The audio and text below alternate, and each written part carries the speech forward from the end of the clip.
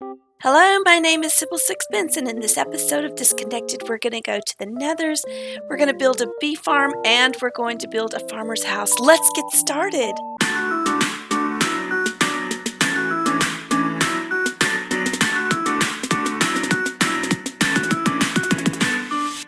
So I think ever since we started the Disconnected series, I have been trying to build a house for every villager, and I still have some homeless villagers. I can't believe it after 10 episodes, but I guess that's okay. And I think what I'm going to need is some more villagers, and a farmer plus any other villager would be fine. I figured we'd just make this whole side a big giant farm. We're going to start with this bee farm because I have a lot of these little hives all over the little island, or, well, it's not really an island, it's more like a peninsula. But there are little beehives like all over the place. Just everywhere there's one, they're just tucked away everywhere. You just have to really look. Like there's one right here. And I have now a silk touch pickaxe where I can collect all of these. And I think I've collected a few already when I just got really excited about having the silk touch pickaxe. But I stopped because I said I wanted to do this with everyone. So we're going to, there's my silk touch pickaxe, collect them and put them in a box and have them ready for us.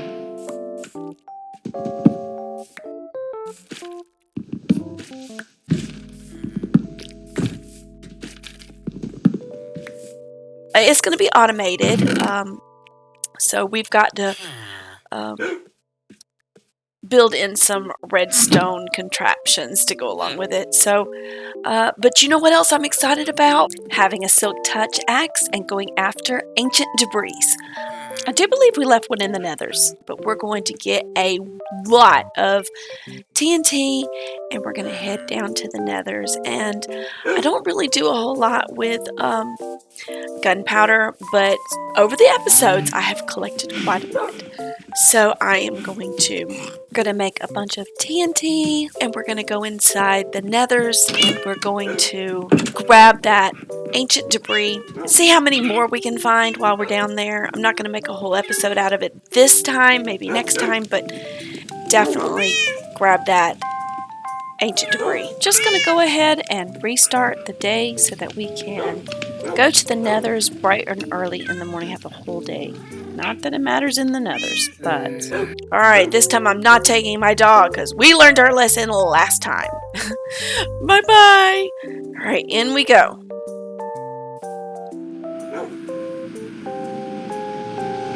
Alright, I did like the comfort of having my dog last time I came because I just do not like the Nethers. But it really did hurt that I lost my first one. But we're going to go and grab this ancient debris from down here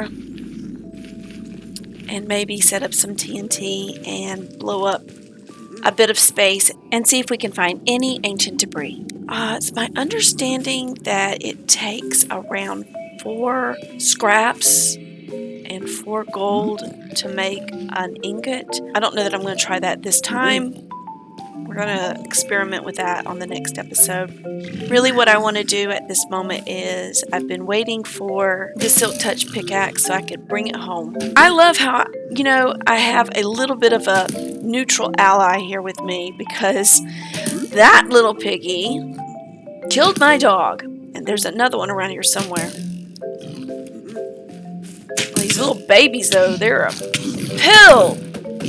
And I don't want to accidentally hit my little neutral ally because if I do, I don't want to cause an uproar or a mini war here. And it's just me and a bunch of them.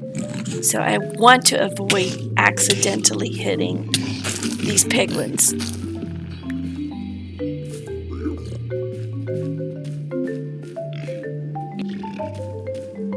Thanks. Yeah, these little guys are a pill. But these big ones, they cost me my dog. I don't like that. Thanks for helping. I appreciate it. It's not.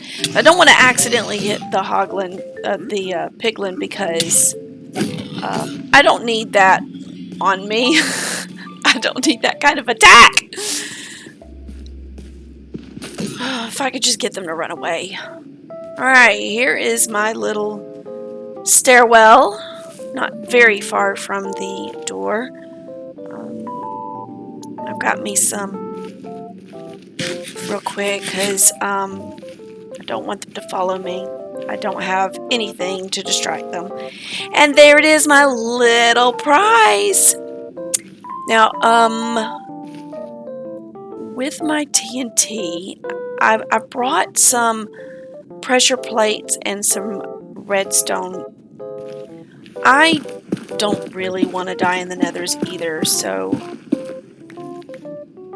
my guess is if I put the TNT here and then I run the redstone out a certain amount of blocks and then put a pressure plate down, then I can just step on the pressure plate and that will give me a bit of distance before I lose safety space. But I wonder how close I need to have it, or I definitely don't want to put the pressure plate directly on it. Mind you, I've never actually done this before. So this is all, right now for me, a little bit of speculation. But it should work like this. And then the redstone, the redstone dust will trigger the TNT and everything will blow up. So I've carved out a pathway all the way until I just ran into some lava because, you know, nether and lava. Let's do an experiment. So I've got this little pathway right here. We're going to see if my idea works. Which probably some of you are watching this and you're like, well, duh. But then some of you are probably like, no, this is not going to work. I don't know. So let's lay out some redstone.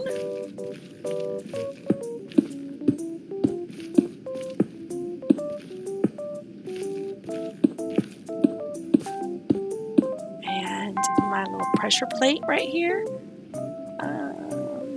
Let's just give you another space for safety purposes. Okay, so if I do this and I run. Oh, well, I mean, it worked. I guess I just thought the explosion was good. Oh, that's a big hole. Okay, all right, so this is a good idea. I found some quartz. And that's something else I need to do. I need to be collecting quartz too because homeless villagers, and I want the place to be nice. I don't want them to be staying in a shack for much longer, but I'm building as fast as I can. I feel like we're definitely going to have to come down here with a lot more TNT and a lot more redstone and just really carve me out a hallway, blow the whole thing up.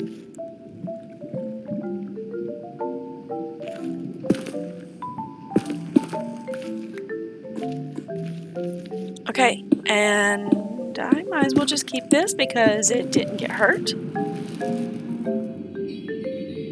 I mean, I lost just a little, but it's not all that bad. Alright, so I didn't see any ancient debris down here. But it's my understanding it's a little on the rare side, so this is okay. It was a good experiment. And we'll just line the whole thing up.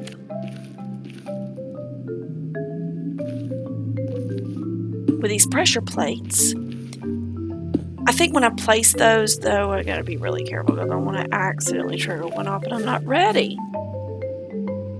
Yeah, I don't want to fall in a hole either. Alright, and then all I know is we run.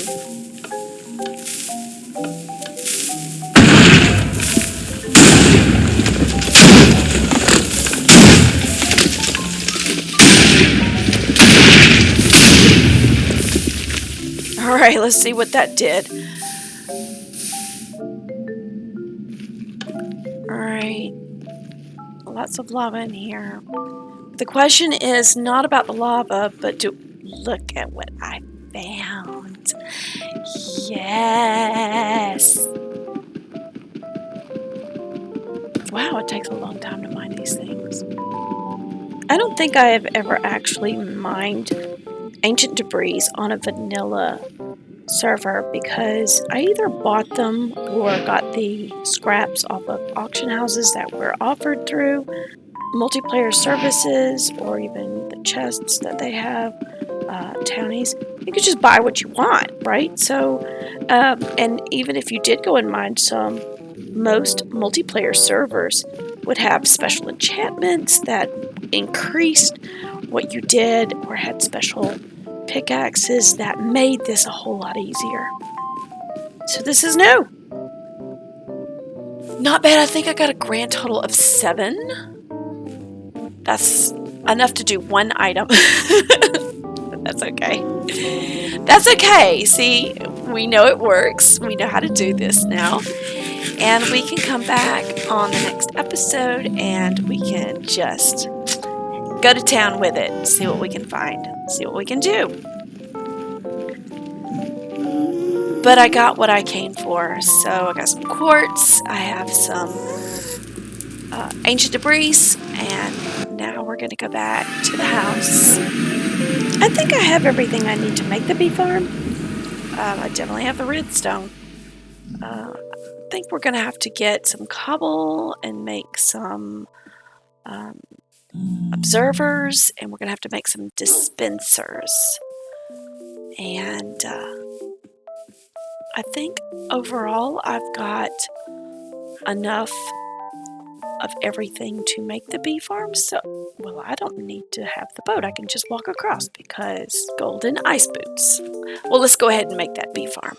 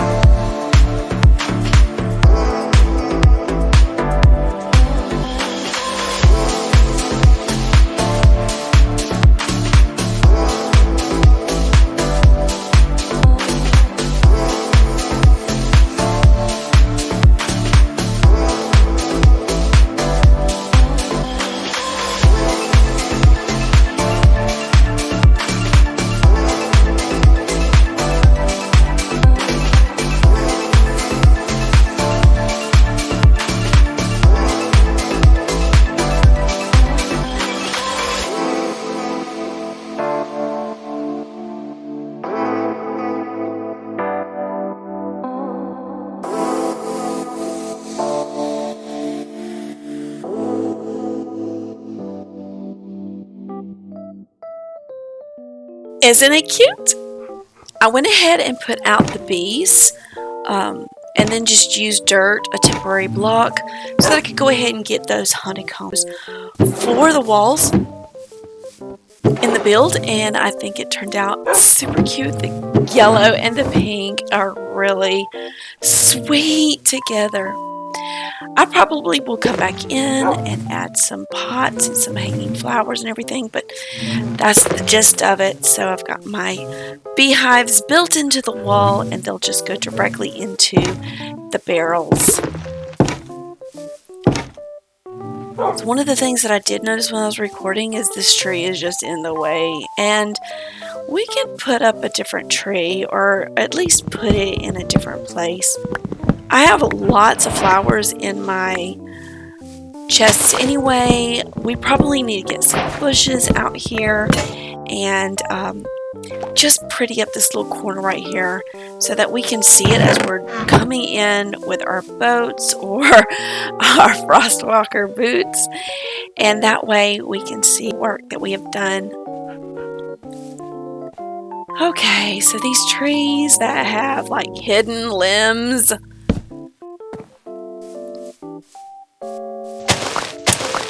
they always tend to make things a little bit more difficult, but whatever.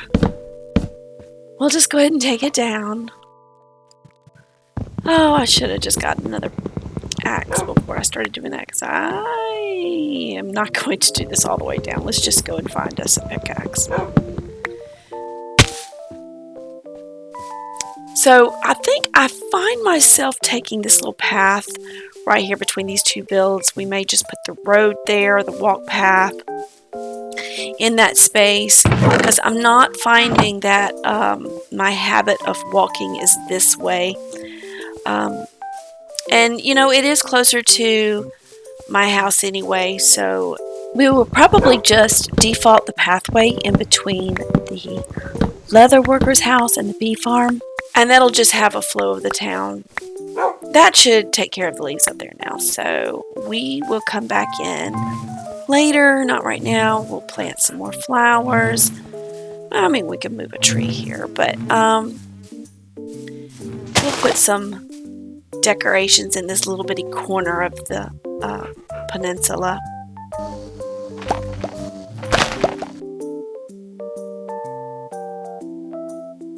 There we go.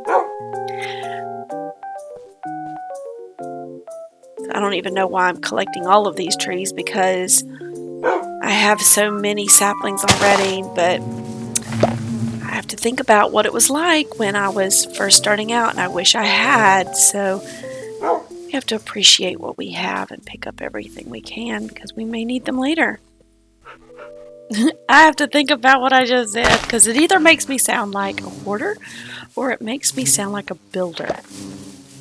I think I'll take builder. Thank you.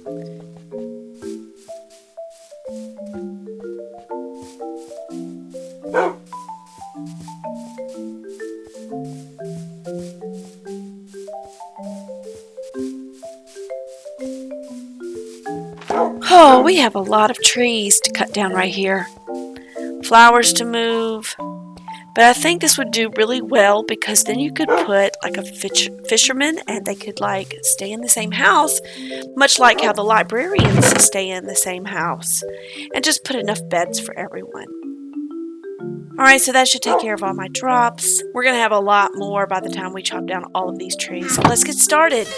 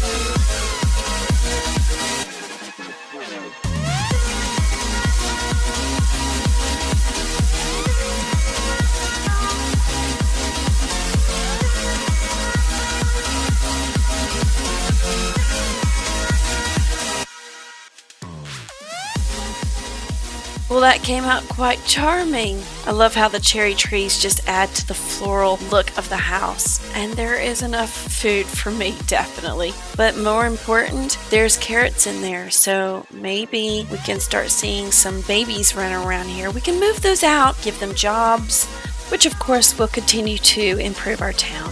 If you've enjoyed this video, don't forget to like and subscribe. Thank you so much for watching. See you soon.